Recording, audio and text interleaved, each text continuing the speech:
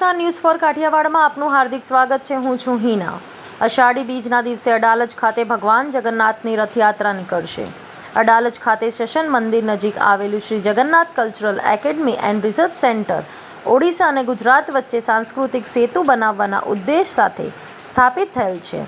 આ સંકુલમાં આવેલું જગન્નાથ મંદિર પુરી જગન્નાથ મંદિરની રીતે બાંધવામાં આવ્યું છે, જે પુરી જગન્નાથ મંદિરના તમામ રીત રિવાજોનું પાલન કરે છે અને સર્વજનની બંધુત્વની સંસ્કૃતિને પ્રોત્સાહન આપે છે.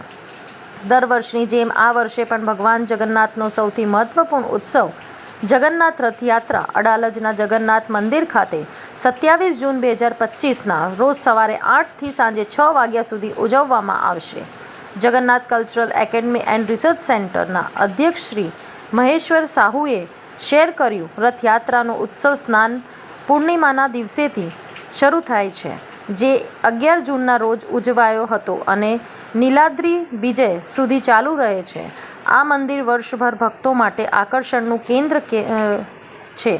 અડાલજ, કડી, કલોલ, ગાંધીનગર અને અમદાવાદના નજીકના ગામોમાંથી દરરોજ સેંકડો ભક્તો દર્શન માટે આવે છે.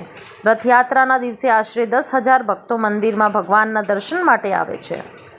દર વર્ષની જેમ આ વર્ષે પણ સાંજે ઓડિશા સમુદાય અને પ્રખ્યાત કલાકારો દ્વારા સાંસ્કૃતિક કાર્યક્રમનું આયોજન કરવામાં આવશે. Bureau report, Ranjitsinh Sindhav, Ahmedabad. અમે અહીં જગન્નાથ મંદિર કોમ્પ્લેક્સમાં ઊભા છીએ.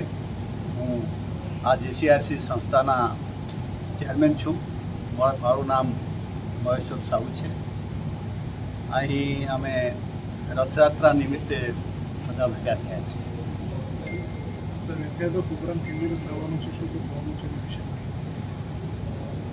આ વખતની રથ જો છે 27મી તારીખે આપણા મંદિરમાંથી નીકળશે અને શનિ મંદિર થઈને અન્નપૂર્ણા મંદિર પાસે જશે અને ત્યાં વિરામ પછી પાછા આવશે. પાછા આવીને ભગવાનને જે રીતિ રિવાજ કરવાનું હોય એ બધું થશે. રીતિ રિવાજ પછી અમે ત્યાં અહીં ઊભા છીએ એ એમના માસણના કહો હોલ છે, તેમાં એ 9-10 દિવસ સુધી રહેશે અને એ 10 દિવસમાં જે પ્રોગ્રામ છે પૂરા પૂરીના નીતિ નિયમ મુજબ પાલન કરવામાં આવે. આ રથયાત્રા કેટલા સમયથી નીકળવામાં આવે છે અને કેટલા ભાવિ ભક્તો જોડાય છે આમાં?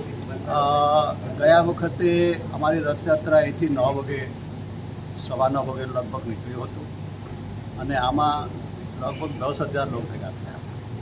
જી, આપણે જે પ્રમાણે કહ્યું કે આ આખી રથયાત્રામાં જે પણ કાર્યક્રમ હશે તે વિધિવત રીતે થશે, તો પહિંદ વિધિ યુઝ્યુઅલી દરેક જગ્યાએ રાજ્યના મુખ્યમંત્રી કરતા હોય છે, જે મેઇન રથયાત્રા હોય છે, અને બાકી રાજ્યનો મહારાજ કરતો હોય છે. એટલે તો આ થોડું કોન્ફ્લિક્ટ નથી લાગતું તમને આ બાબતમાં?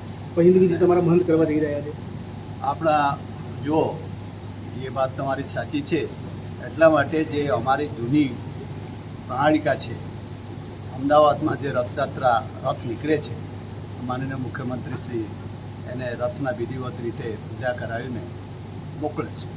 અહીં जो છે हमारी आ वक्त જે मिस्टर नरहरी अमीन हैं, जो मेंबर ऑफ पार्लियामेंट हैं और पहले डिप्टी चीफ मिनिस्टर भी थे राज्य का, और अन्नपूर्णा ट्रस्ट का मेजर ट्रस्टी हैं, वो विधि करेंगे. उनके साथ हमारे गांधीनगर का जो मेयर है मैडम, ये भी रहेंगे. ओके. भगवान का जो रथ यात्रा, पावन रथ यात्रा में हमारा सवारे 5 बजे से उनका पूजा अर्चना शुरू हो जाता है. 7:30 बजे उनका आरती होगा, महाआरती.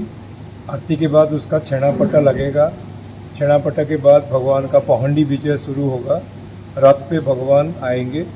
पहले सुदर्शन जाएंगे रथ पे, फिर बलभद्र भाई जाएंगे, फिर माँ सुभद्रा जाएंगे, बाद में जगन्नाथ जी रथ के ऊपर आएंगे. उसके बाद हमारे जो चीफ गेस्ट हैं मिस्टर नरहरी अमीन, वो छेरा पहरा देंगे. छेरा पहरा के बाद 10:30 बजे रथ यात्रा का प्रस्थान आरंभ होगा. वो ऑन द वे वही रथ को हम लोग जो भावुक भक्तों हैं वो लोग रथ को खींच के ले जाएंगे अन्नपूर्णा मंदिर तक। अन्नपूर्णा मंदिर में बाकी विवरणी बद्रीभाई देंगे। वहाँ पे अन्नपूर्णा मंदिर में उनके जो चेयरमैन है नरहरि अमीन साहब है और बाकी जो ट्रस्टी हो है वो लोग भेंट जो हम लेके जाते हैं माता जी के लिए, माँ के लिए जो भेंट ले रहे हैं उसको स्वीकार करेंगे। वहाँ पे आरती होगा, वहाँ पे प्रसाद सेवन के बाद में वहाँ पे मर्यादा पूर्वक वो लोग फिर रथ के साथ में हम लोग फिर जगन्नाथ मंदिर में वापस आएंगे। और यहाँ पे भगवान जगन्नाथ, बलभद्र और सुभद्रा जो है बाहुड़ा यात्रा 9 दिन तक यहाँ पे नीचे रहेंगे हॉल में। और यहाँ पे हर दिन शाम को कल्चरल प्रोग्राम होगा, आरती होगा और उसके बाद में भगवान एक प्रोसेशन के साथ में फिर उनके ओरिजिनल जो वासस्थली है वहाँ पे ऊपर में मंदिर में प्रस्थान करेंगे। ओके।